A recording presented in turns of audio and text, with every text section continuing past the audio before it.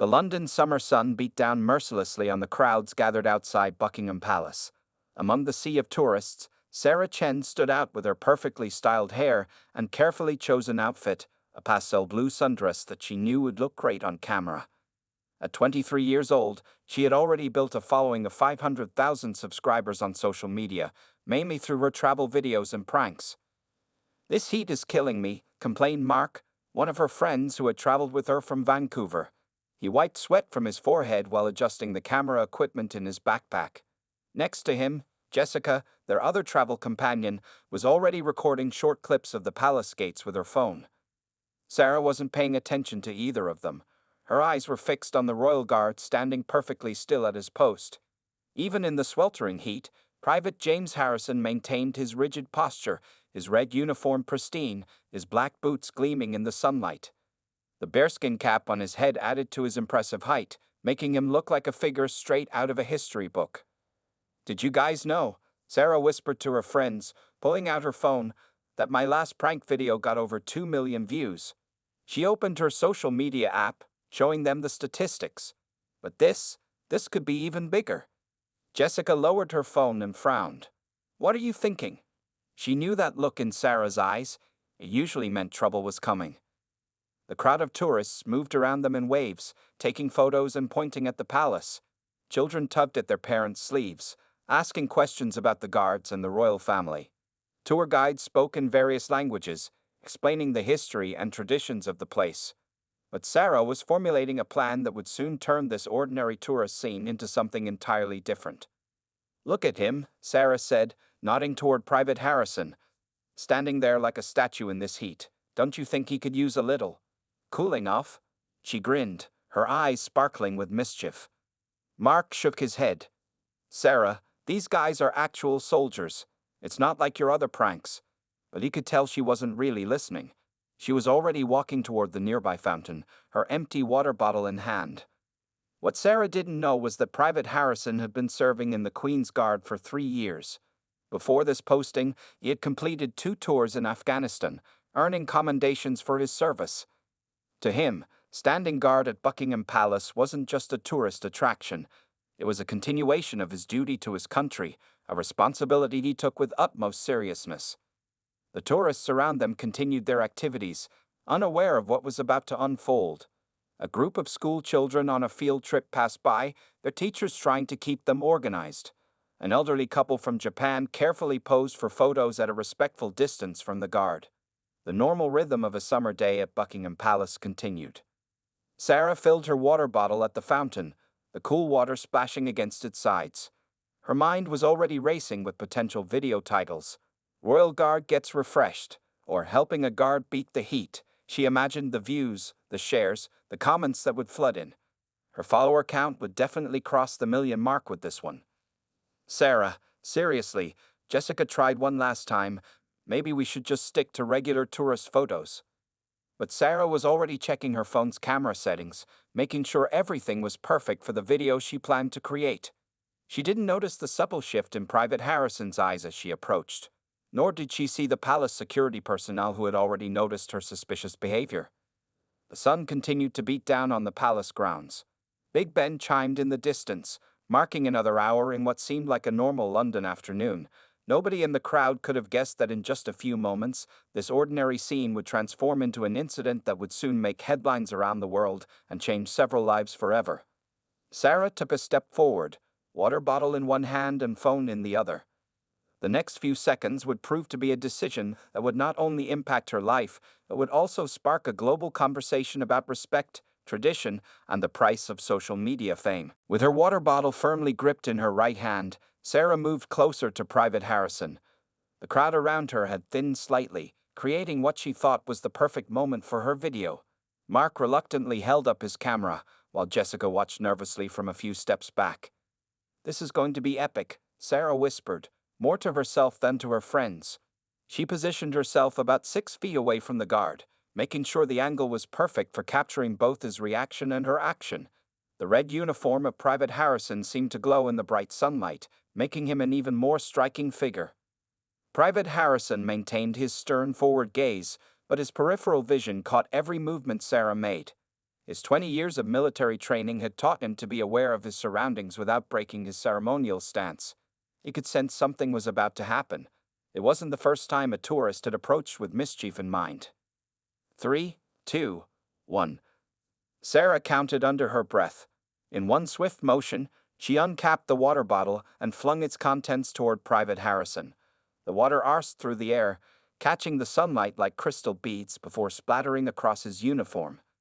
Several drops rolled down his red tunic, while others darkened patches of his ceremonial bearskin cap. For a split second, everything seemed frozen. The nearby tourists gasped, some instinctively stepping back. A mother quickly covered her young son's eyes, while an elderly man shook his head in disapproval. The only sound was the light splatter of water droplets hitting the ground. Sarah's triumphant smile quickly faded as she noticed something change in Private Harrison's stance. His eyes, which had been fixed straight ahead, now locked directly onto her. The intensity of his gaze made her take an involuntary step backward. "Stand back." Private Harrison's voice boomed across the plaza, sharp and commanding. It was the voice that had led troops in combat, not the voice of someone to be trifled with.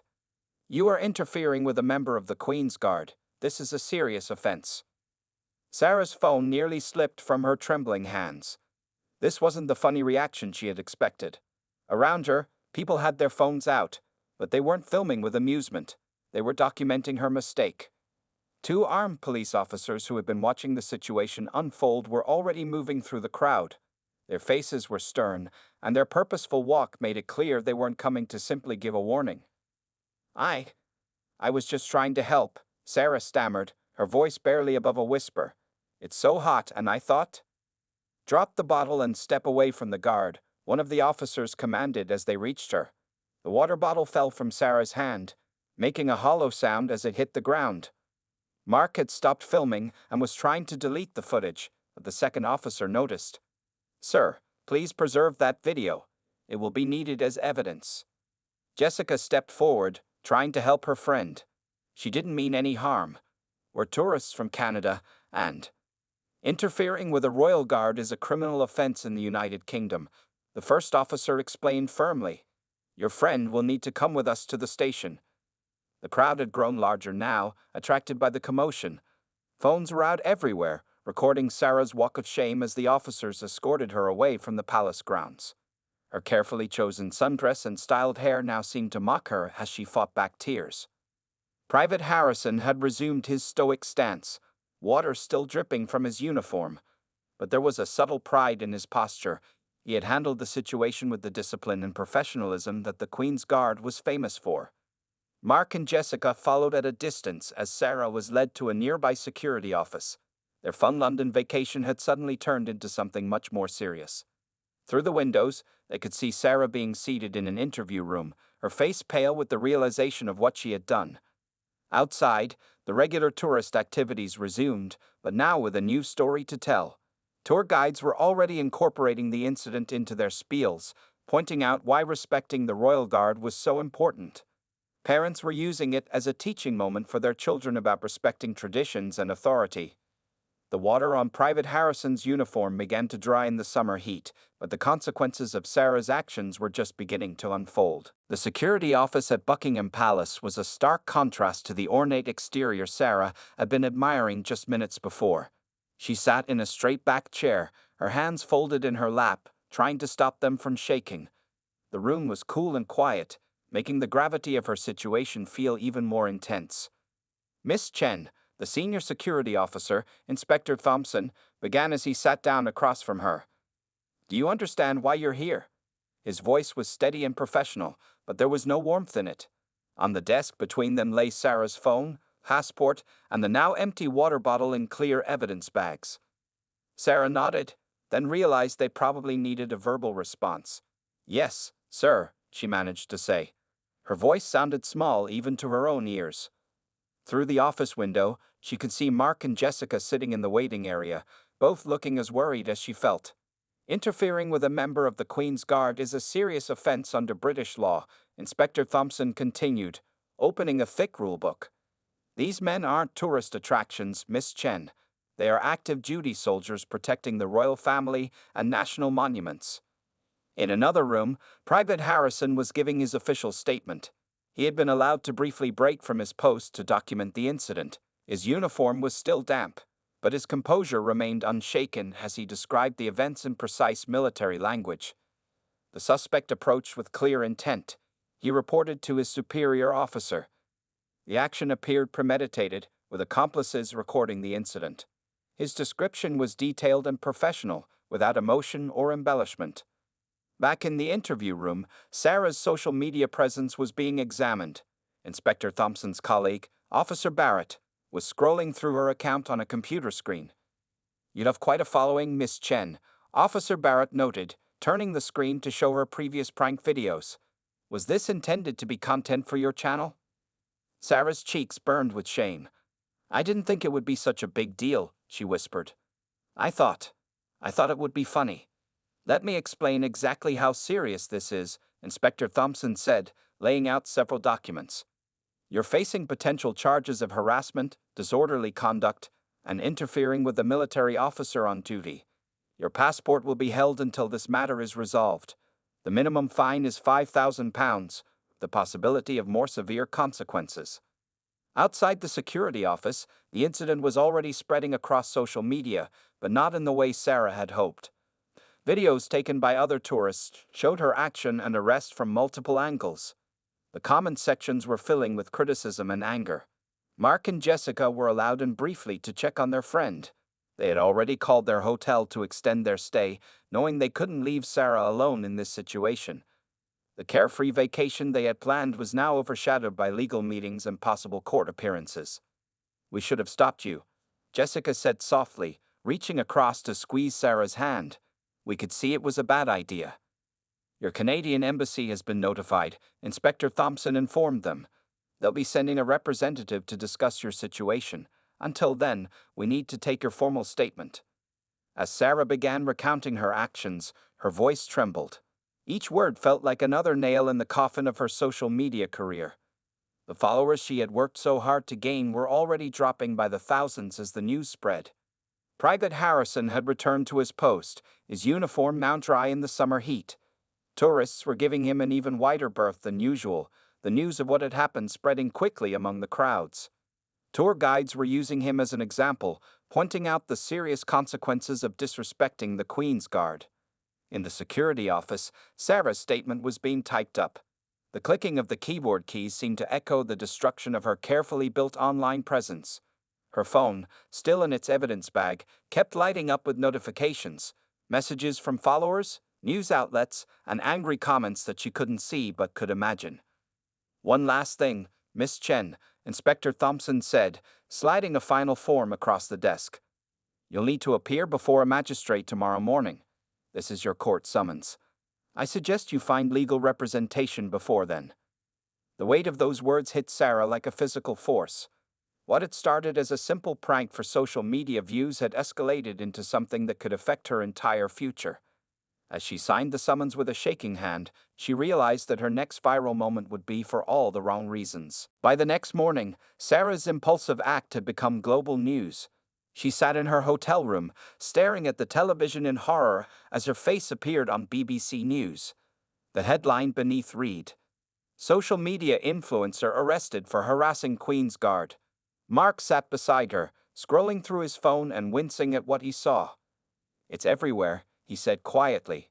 "Twitter, Facebook, Instagram, even some major news websites in Canada are picking it up." He paused, unsure whether to continue. "Your follower count, it's dropped by almost 200,000 overnight." Sarah couldn't even cry anymore. She had spent most of the night doing that. Jessica returned from the hotel lobby with coffee and a stack of British newspapers.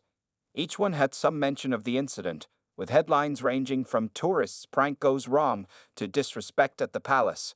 Social media culture gone too far. "The lawyer will be here in an hour," Jessica reminded her, setting down the coffee. They had managed to find a local attorney, Mr. William Bennett, who specialized in cases involving tourists. The Canadian embassy had recommended him after their brief meeting the previous evening. Sarah's phone, which she had finally gotten back, wouldn't stop buzzing with notifications. Her parents had called 5 times from Vancouver, each message more disappointed than the last.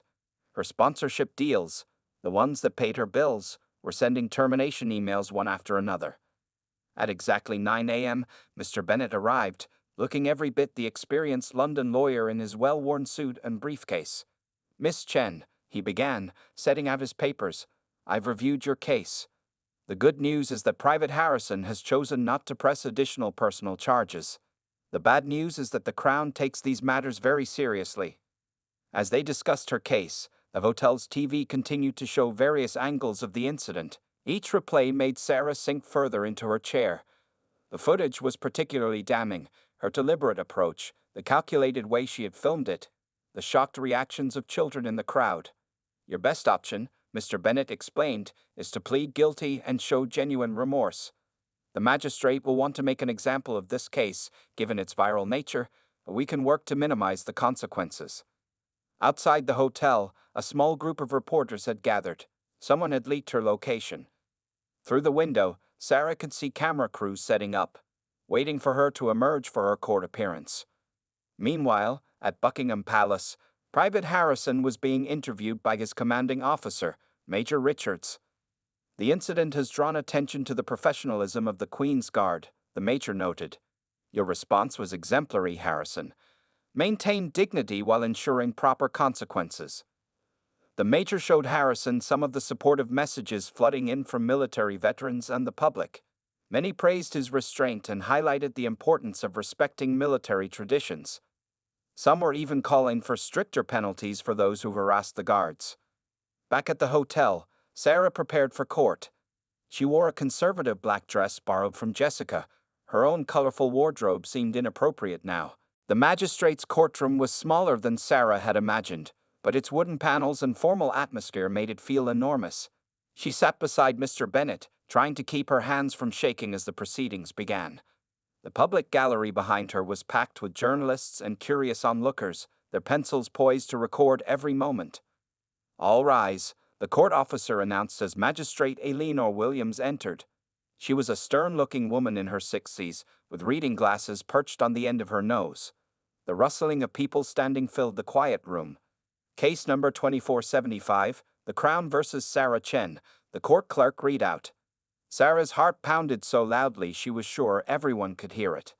Outside, the crowd of reporters had grown even larger, their cameras pointed at the courthouse windows. The prosecutor, a sharp-suited woman named Ms. Roberts, stood to present the case. "Your Honor, this is not merely about a tourist's momentary lapse in judgment. This is about deliberate disrespect to one of our nation's most honored institutions for the sake of social media fame."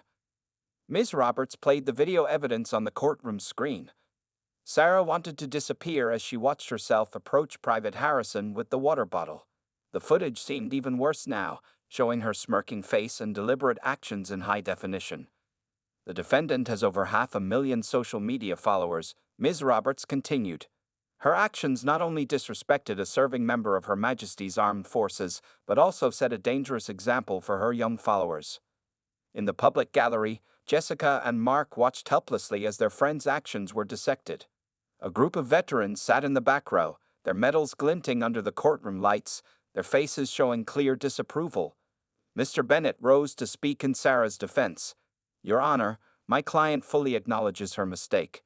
She is a young woman who got caught up in the modern pressure of creating viral content. She has already faced severe consequences, losing numerous business contracts and followers." The magistrate listened carefully, occasionally making notes. When it was Sarah's turn to speak, she stood on trembling legs.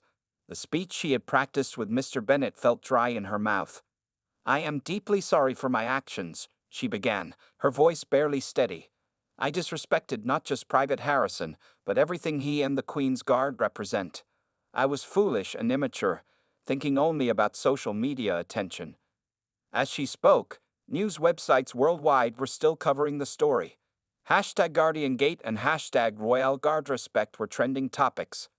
Social media influencers were rushing to post about respecting cultural traditions, distancing themselves from Sarah's actions.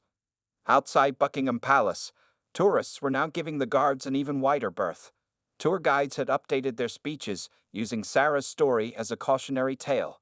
Private Harrison's post had a new sign nearby, reminding visitors about the serious consequences of interfering with the Queen's Guard. Back in the courtroom, Magistrate Williams prepared to deliver her verdict. The room fell completely silent. Sarah held her breath, feeling the weight of every eye upon her. "Miss Chen," the magistrate began, removing her glasses, "your actions were not just disrespectful but potentially dangerous.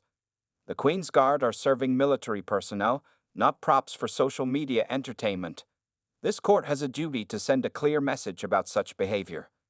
Sarah's heart sank as the magistrate continued. "However, I also recognize your immediate cooperation with authorities and genuine remorse." She paused, reviewing her notes one final time. "You are hereby fined £5,000 and ordered to make a public apology through official channels. You will also be required to complete 100 hours of community service, which you may serve in Canada under supervision. Your visa restrictions will be noted for future UK travel applications." The sentence hit Sarah like a physical blow, but she also felt a strange relief. It could have been much worse. Mr. Bennett had warned her that jail time was possible, though unlikely. As the court adjourned, reporters rushed to file their stories. The verdict would make headlines, but the real story was already shifting to the broader implications. Tourism boards worldwide were using the incident to educate visitors about respecting cultural institutions. Sarah gathered her things, preparing to face the media gauntlet outside. Her phone buzzed with a message from her parents. They had already transferred the money for the fine. Their disappointment hurt more than any court punishment could. "Remember," Mr. Bennett advised quietly, "this isn't the end of your story. How you handle the aftermath will define you more than the mistake itself." 1 week after the incident, Private James Harrison sat in the officers' mess at Wellington Barracks. The morning sun streamed through tall windows as he read the official commendation letter from his commanding officer. Around him, fellow Guards members were discussing the changes that had come from what they now called the tourist incident. Harrison called out Captain Williams, approaching his table with a newspaper in hand. "You're in the papers again." The article detailed Private Harrison's 2 tours in Afghanistan, his medals for bravery, and his current role in the Queen's Guard. It painted a picture not of a tourist attraction, but of a dedicated soldier continuing to serve his country in a different way.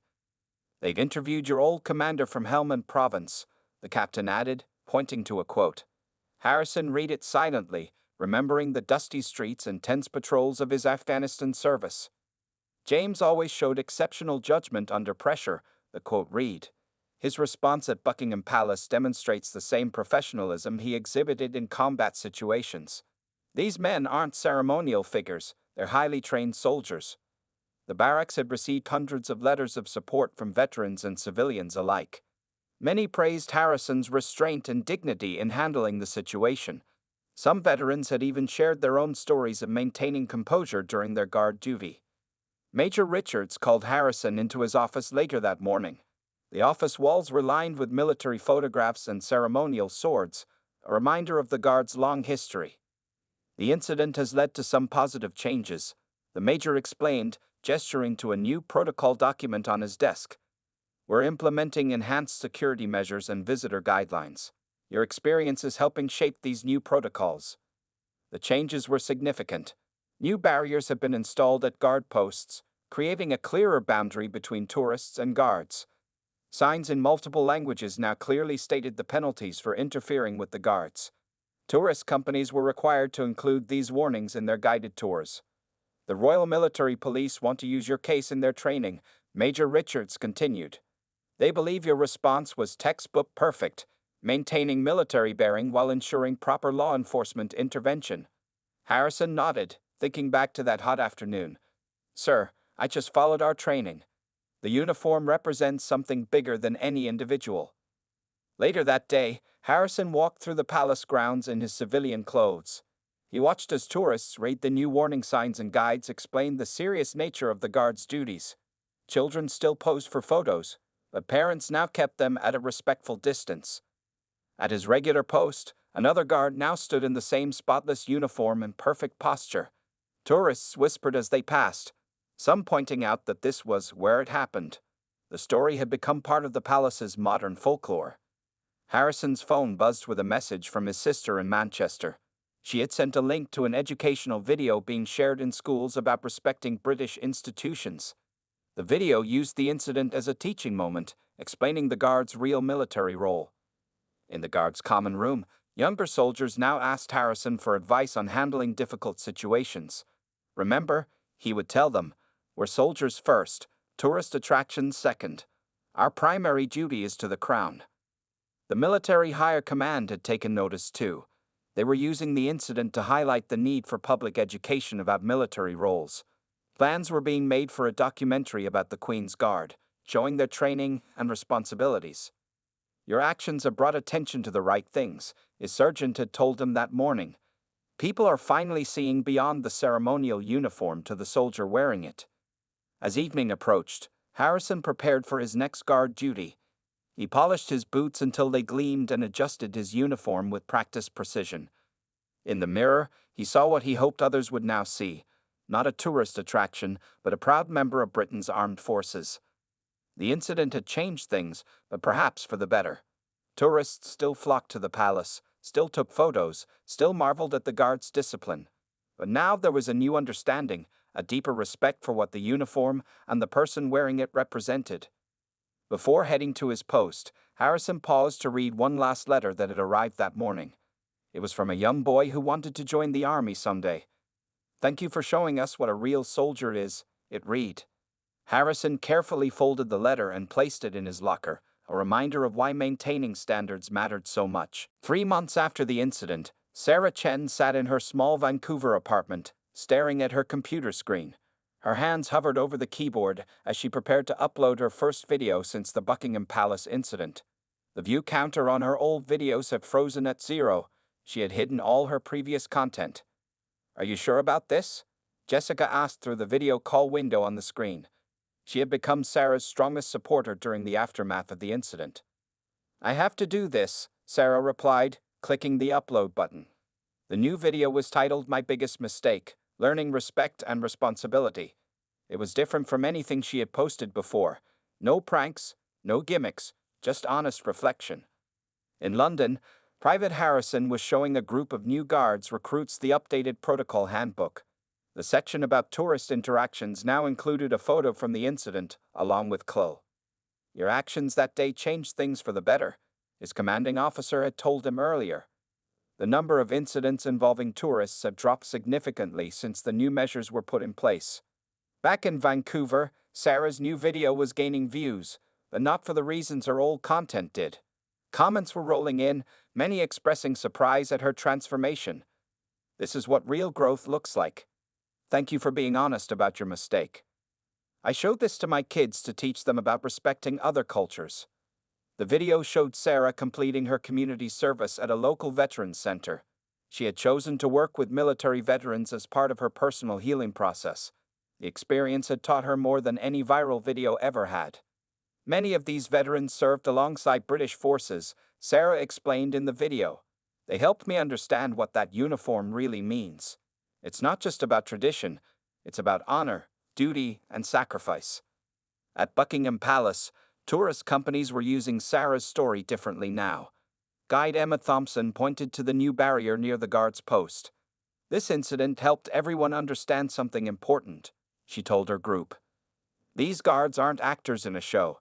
They're real soldiers protecting a real palace."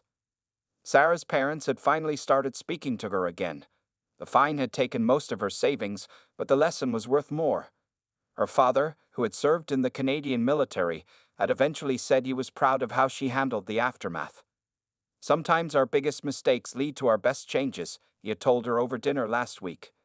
The media had moved on to news stories, but Sarah's video was creating a different kind of impact. Schools in several countries were using it in their social media responsibility classes. Tourism boards shared it as an example of cultural respect. Private Harrison had received a letter from Sarah through official channels. He read it during his break, noting the genuine remorse in her words. "Your professionalism taught me more than any punishment could," she had written. "I now understand what it means to serve something greater than yourself." In her apartment, Sarah finished reading the comments on her new video. Her follower count was slowly growing again, but these were different followers. They weren't here for pranks or jokes. They were following her journey of learning and growth. Her phone buzzed with a message from the Veterans Center. Even though her community service was complete, they had offered her a part-time position helping with their social media outreach. She had found a way to use her skills for something meaningful. At the palace, the sun was setting as Private Harrison completed his shift. Tourists still took photos, but now they stood behind the new barriers, reading the signs that explained the guards' real purpose.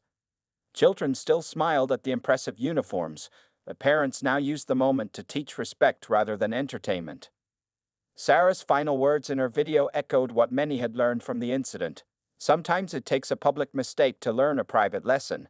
The uniform I disrespected represents centuries of tradition and sacrifice. But more importantly, it represents real people who dedicate their lives to service. That's not something to joke about, it's something to honor. The story had come full circle. A moment of thoughtless disrespect had transformed into a lasting lesson about dignity, duty, and the power of genuine remorse. Tourist guides would tell this story for years to come, not just as a warning, but as an example of how people can learn and grow from their mistakes. As night fell over London and dawn broke in Vancouver, two people on opposite sides of the world had found unexpected purpose from one misguided moment. The guards stood firm, the lessons learned stood stronger, and respect had finally found its place in the age of social media.